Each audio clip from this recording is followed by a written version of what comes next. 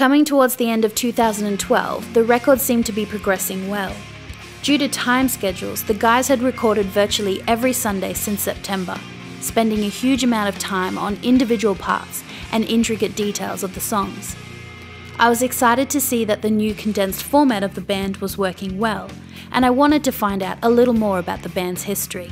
Me and Nick played together in bands, like on and off between other bands for the last 15 years. I met Nick and Chris through my dad's friends. His dad was a friend of my mum's boyfriend. I got a phone call when I'd been here I've been in Australia for about 4 months. Hey man, you want to jam? Just out of nowhere. And he's like, oh, I'm at uni, I've got a lot to do, and seemed really like uncomfortable by the whole situation, right? I was a bit busy at the time with uni and stuff like that, and work. So I politely declined. Ages later, get this phone call. Oh, hi, it's Elliot, want to have a jam? I was this dude, like, yeah man, for sure. And he come round, and pretty much since that day we first met him, he's been with us. I was like, yeah, why not? So, yeah, I just went around for a jam and that's how we met, yeah.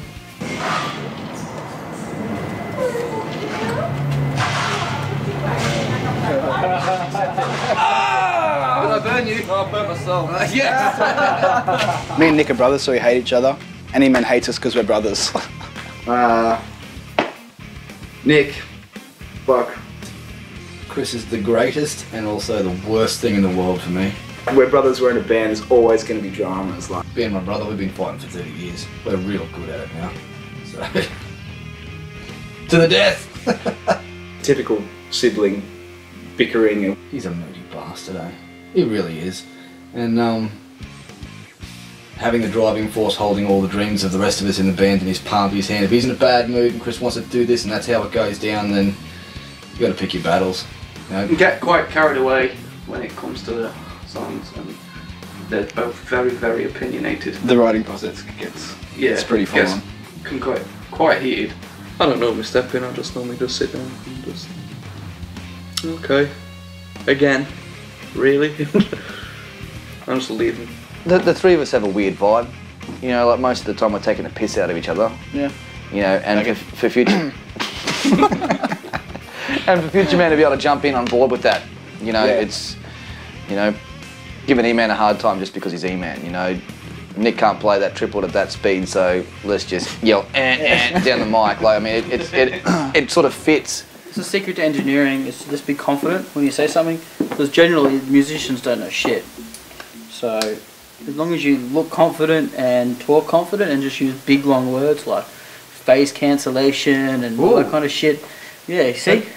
That does sound quite We've got to put the markers in the right place, otherwise there's phase cancellation. What the fuck's just like a flux capacitor? Who knows? It's this mysterious thing, no one gives a shit. Do you have a flux capacitor? Yeah, fucking oath, man. Doesn't everyone? Exude confidence at all times. Yeah, exude confidence. Just pretend like you know what you're doing and everything will be fine.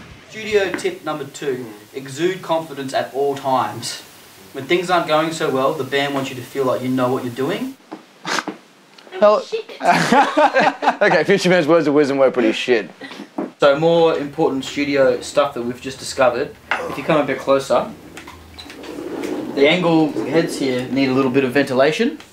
So what we've used is a Behringer DI to join the other head a bit higher, because that's pretty much all they're good for. I'm just making notes of all the bits that are going to be shit, so I can go back later and fix them all up. But in time and in tune. Oh, and Hey, the... hit it.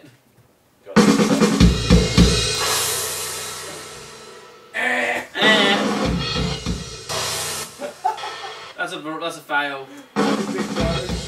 the Futureman's got a way of pushing it to the limit, and then pushing it a little bit more. Fuck! That's it! I'm out!